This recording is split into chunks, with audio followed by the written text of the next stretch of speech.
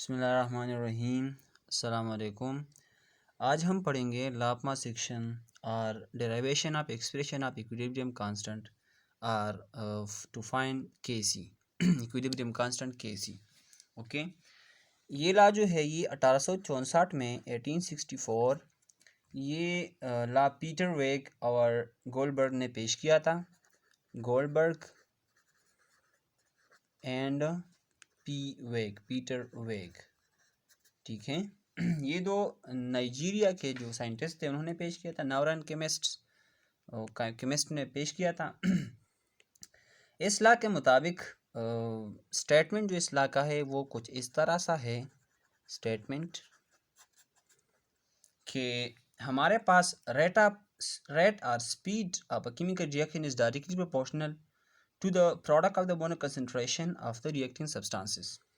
For example हमारे पास एक general reaction है A प्लस बी, ये रिएक्शन करता है और बनाता है C प्लस डी, ठीक है। अब ये हमारे पास रिएक्टेंट्स है और ये क्या है, प्रोडक्ट्स हैं, ठीक है। ये एक रिवर्सिबल रिएक्शन है। ये ला असल में रिवर्सिबल रिएक्शंस के लिए है। रिवर्सिबल रिएक्शंस हमने पिछली वीडियोज़ में आपको बताए थे कि रिवर्सिबल रिएक्शंस क्या है, ठीक है। इरिवर्सिबल रिएक्शंस के लिए ये ला नहीं है, एप्लीकेबल नहीं है उनको, ठीक है। ये हमारे पास जनरल रिएक्शन है। अब हम लिखते हैं एक्टिव मास भी हमने डिस्कस किया था पिछली वीडियोस में, ठीक है। एक्टिव मासेस हम लिखेंगे रिएक्टेंट्स और प्रोडक्ट्स के लिए। तो active mass of reactant A जो है वो बराबर है इस तरह के ब्रैकेट जो हमारे पास है, ये क्या है, ये एक्टिव मास जाहिर करता है, ये ब्रैकेट, ठीक है।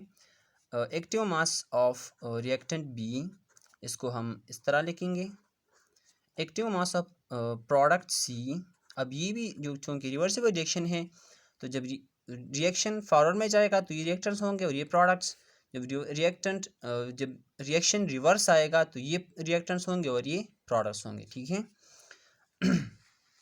अब हम सी की एक्टिव मास को किस तरह लिखेंगे, सी को इस तरह लिखेंगे और डी की रिएक्टेंट जो है उसको हम इस तरह लिखेंगे, ठीक है।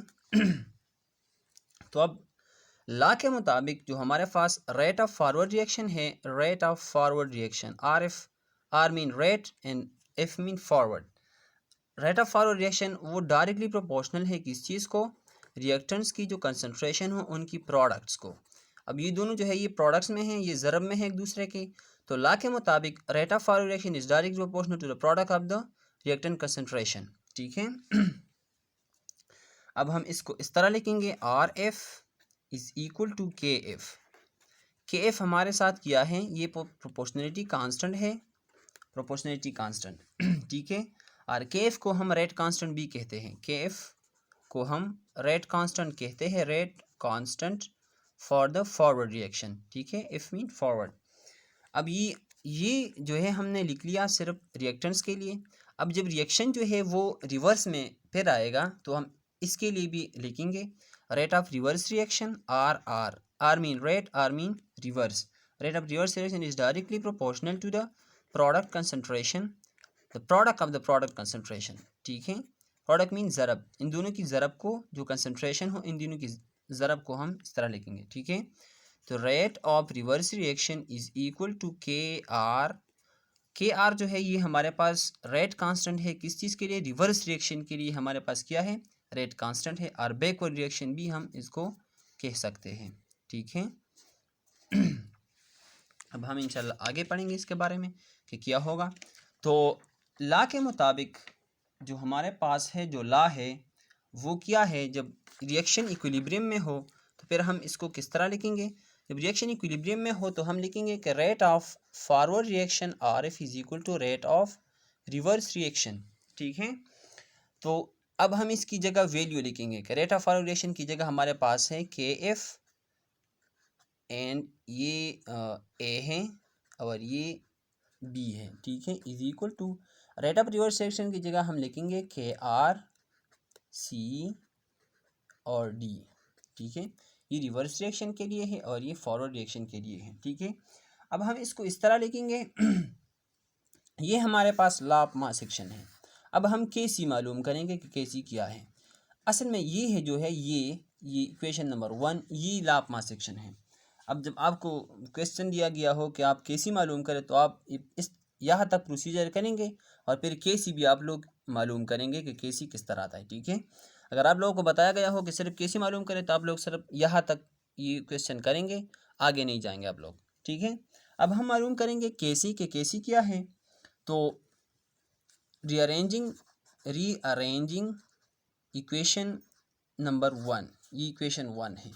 रीअरेंजिंग इक्वेशन नंबर 1, तो इसको हम रीअरेंज करेंगे। के एफ बोथ साइड्स को हम के आर पर डिवाइड करेंगे। यहाँ पर जो के आर पर हम इसको डिवाइड करते हैं तो के आर के साथ कैंसिल हो जाएगा। तो हमारे पास ये आएगा ए और बी इज इक्वल टू, यहाँ पर सी और डी रह जाएगा, ठीक है। फिर दोनों बोथ साइड्स को हम ए बी पर डिवाइड करेंगे।